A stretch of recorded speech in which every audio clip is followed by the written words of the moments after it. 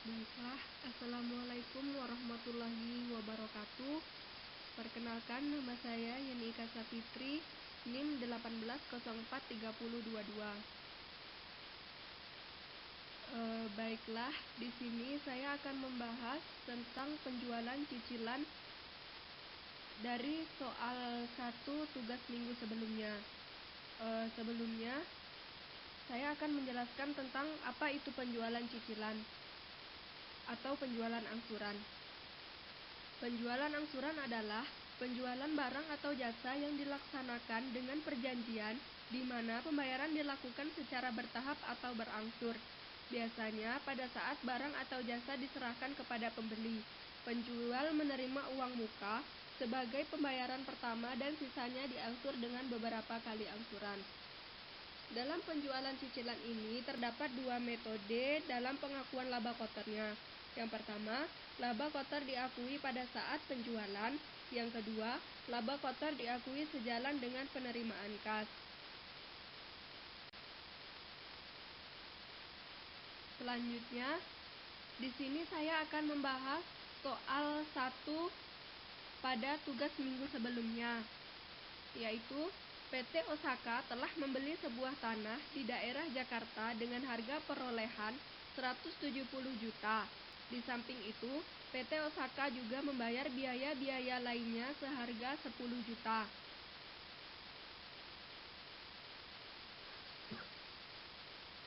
Pada tanggal 1 Mei 2000, PT Handoko membeli tanah tersebut seharga 240 juta. PT Handoko membayar uang muka sebesar 40 juta dan sisanya akan dibayar angsuran sebanyak 10 kali setengah tahunan. Setiap kali angsuran sebesar 20 juta. PT Osaka mengenakan bunga sebesar 18% per tahun terhadap sisa angsuran. Komisi dan beban penjualan dibayar tunai sebesar 2% dari harga jual.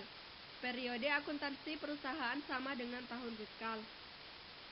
Yang diminta dalam soal ini yaitu catatlah transaksi-transaksi tersebut ke dalam jurnal untuk tahun 2010 dan tahun 2011 dengan menggunakan metode yang pertama, laba kotor diakui pada saat penjualan.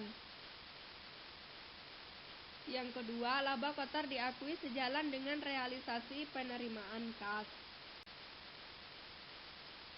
Langsung saja kita bahas metode yang pertama, yaitu laba kotor diakui pada saat penjualan, di mana pada tanggal 1 Mei 2010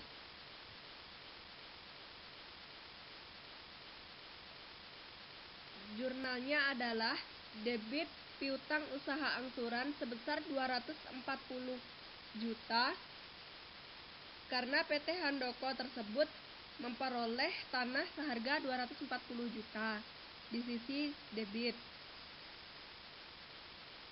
Sedangkan di sisi kreditnya ada tanah sebesar 180 juta, yaitu PT Osaka telah membeli sebuah tanah seharga 170 juta dan juga membayar biaya-biaya lainnya sebesar 10 juta. Sehingga 170 juta ditambah 10 juta hasilnya 180 juta. Itu di sisi kredit. Selanjutnya, laba atas penjualan tanah. Karena metode ini diakui pada saat terjadinya penjualan, maka selisih dari piutang dan harga tersebut termasuk ke dalam laba, yaitu sebesar 60 juta. Selanjutnya, penerimaan uang muka.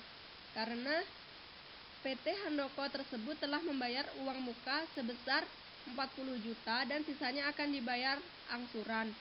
Maka jurnalnya adalah kas 40 juta di sisi debit dan piutang usaha angsuran di sisi kredit sebesar 40 juta. Selanjutnya, pembayaran komisi dan beban penjualan itu sebesar 2% dikalikan dengan piutang sebesar 240 juta. Dengan jurnal beban komisi dan penjualan sebesar 4.800.000 di sisi debit dan kas di sisi kredit sebesar 4.800.000.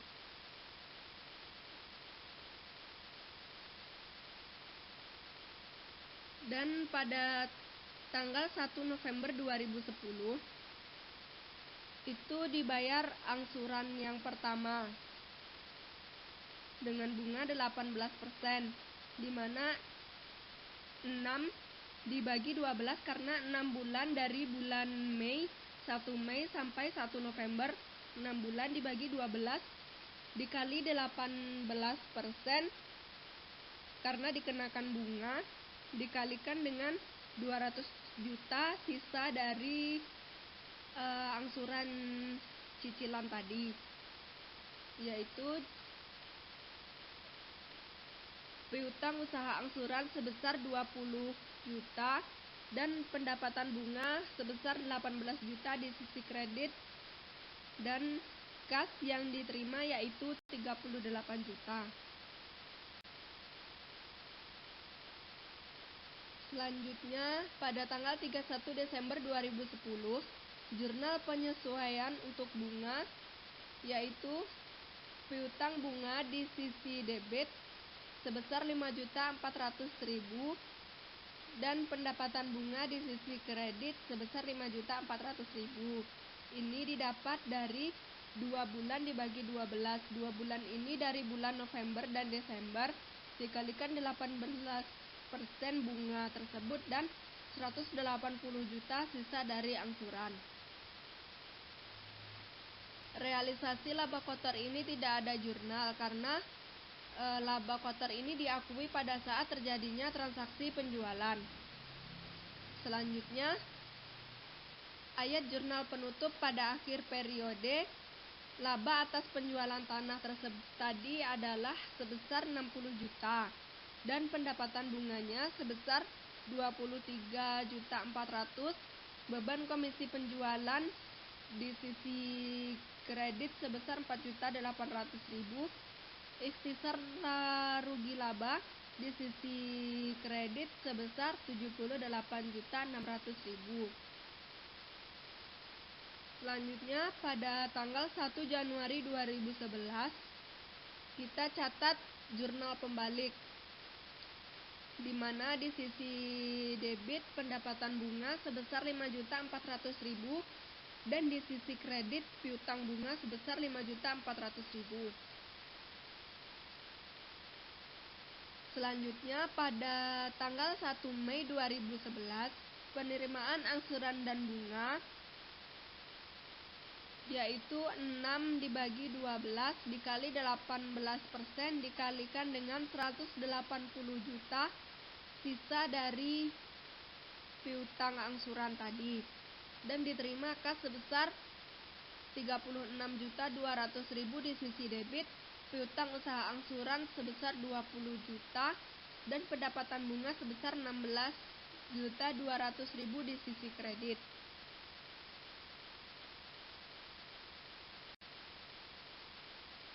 Selanjutnya, pada tanggal 1 November 2011, penerimaan angsuran dan bunga sebesar 34.400.000 di sisi debit dan piutang usaha angsuran sebesar 20 juta di sisi kredit, pendapatan bunga juga di sisi kredit sebesar 14.400.000. Ini didapat dari 6 bulan dibagi 12 dikalikan 18% dari sisa penjualan angsuran tadi yaitu 160 juta. Selanjutnya, pada tanggal 31 Desember 2011 dilakukan penyesuaian bunga, di mana dari bulan November hingga Desember 2 bulan dibagi 12 dikali 18% dikalikan dengan 140 juta sisa dari penjualan angsuran, yaitu dengan jurnal piutang bunga di sisi debit sebesar 4.200.000 dan pendapatan bunga di sisi kredit sebesar 4.200.000. Dan realisasi laba kotor ini juga tidak di jurnal karena metode ini menggunakan metode laba kotor yang diakui pada saat terjadinya penjualan atau transaksi. Selanjutnya dilakukan jurnal penutup, yaitu pendapatan bunganya di sisi debit sebesar 29.400.000 dan ikhtisar rugi laba di sisi kredit sebesar 29.400.000.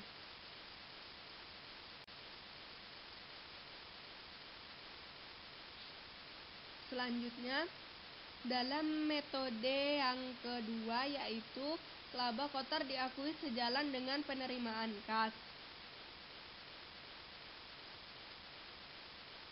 Pada tanggal 1 Mei 2010, yaitu mencatat transaksi penjualan tanah, di mana piutang usaha angsuran di sisi debit sebesar 240 juta, karena PT Handoko membeli tanah tersebut seharga 240 juta. Dan tanah di sisi kredit sebesar 180 juta, yaitu harga perolehan tanah 170 juta dan ditambah dengan biaya-biaya lainnya sebesar 10 juta sehingga 180 juta.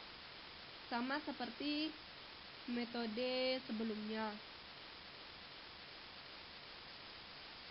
Selanjutnya, laba kotor yang belum direalisasi. Karena metode ini laba kotornya akan direalisasi sejalan dengan penerimaan kasnya. Jadi di sisi kreditnya laba kotor yang belum direalisasi sebesar 60 juta. Selanjutnya, penerimaan uang muka. Kas di sisi debit sebesar 40 juta dan piutang usaha angsuran sebesar 40 juta di sisi kredit. Selanjutnya, dibayar komisi dan beban penjualan, yaitu 2% dari harga membeli tanah, yaitu 2% dikali 240 juta. Maka di sisi debit beban komisi dan penjualan sebesar 4.800.000 dan di sisi kredit kas sebesar 4.800.000. Selanjutnya, pada tanggal 1 November 2010 dibayar angsuran yang pertama dan bunga, yaitu 6 bulan dari 1 Mei hingga 1 November dibagi 12 dikali 18% dikali 200 juta sisa dari penjualan angsuran piutang usaha angsuran tadi, dan dicatat dengan jurnal kas di sisi debit sebesar 38 juta, piutang usaha angsuran di sisi kredit sebesar 20 juta, dan pendapatan bunga sebesar 18 juta di sisi kredit. Piutang usaha angsuran ini dibayar 20 juta setiap kali mengangsur. Selanjutnya, pada tanggal 31 Desember 2010 dilakukan jurnal penyesuaian bunga, yaitu untuk 2 bulan dari bulan November hingga Desember, sehingga piutang bunga di sisi debit sebesar 5.400.000 dan pendapatan bunga di sisi kredit sebesar 5.400.000. Karena 2 bulan dari bulan November dan Desember dibagi dengan 12 bulan dikali 18% bunga dan dikali dengan 180 juta sisa piutang angsuran tadi. Selanjutnya, realisasi laba kotor.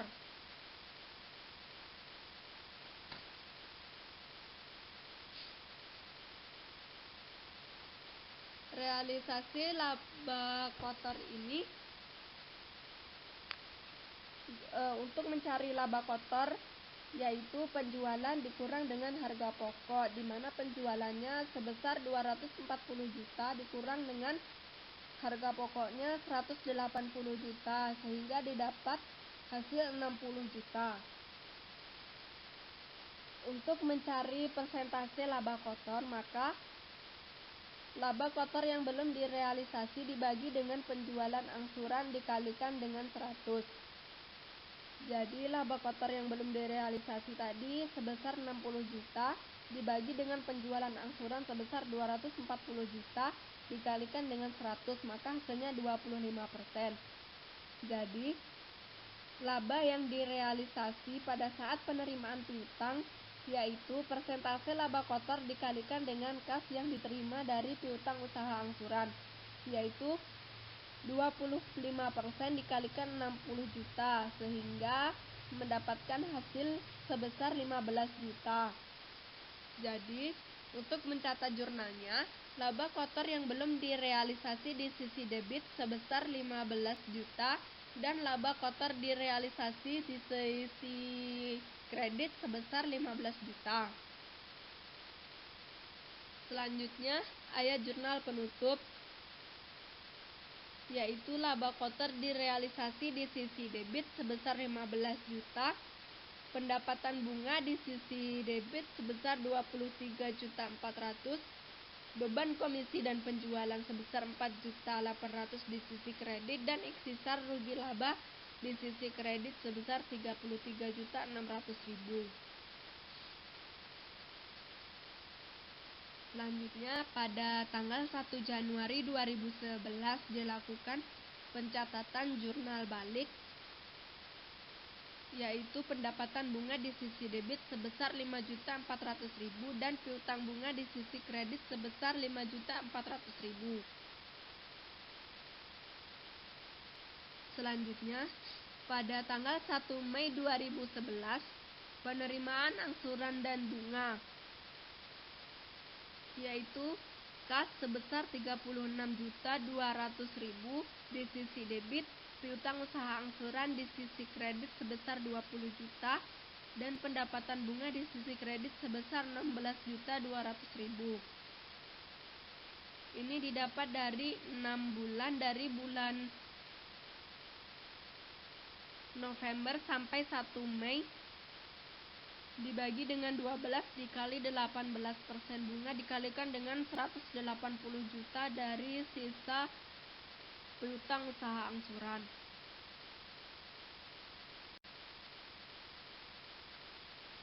Selanjutnya, pada tanggal 1 November 2011, penerimaan angsuran dan bunga, yaitu setiap 6 bulan sekali dari bulan Mei hingga bulan November, 1 Mei hingga 1 November.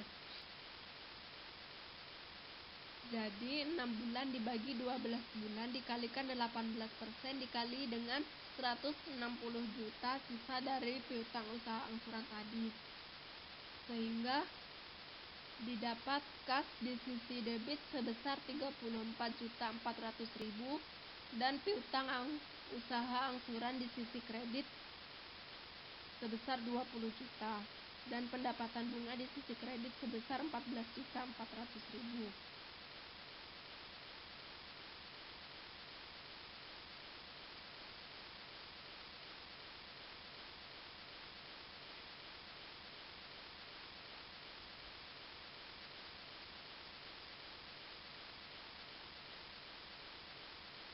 Selanjutnya, pada tanggal 31 Desember 2011, ayat jurnal penyesuaian bunga, piutang bunga di sisi debit sebesar 4.200.000 dan di sisi kredit sebesar 4.200.000 pendapatan bunga.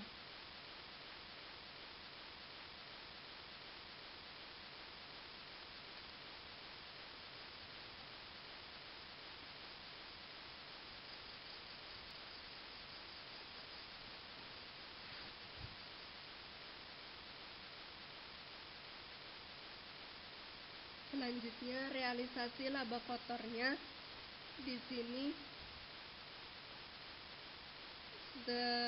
tadi 25% dikalikan dengan 40 juta, sehingga didapat 10 juta.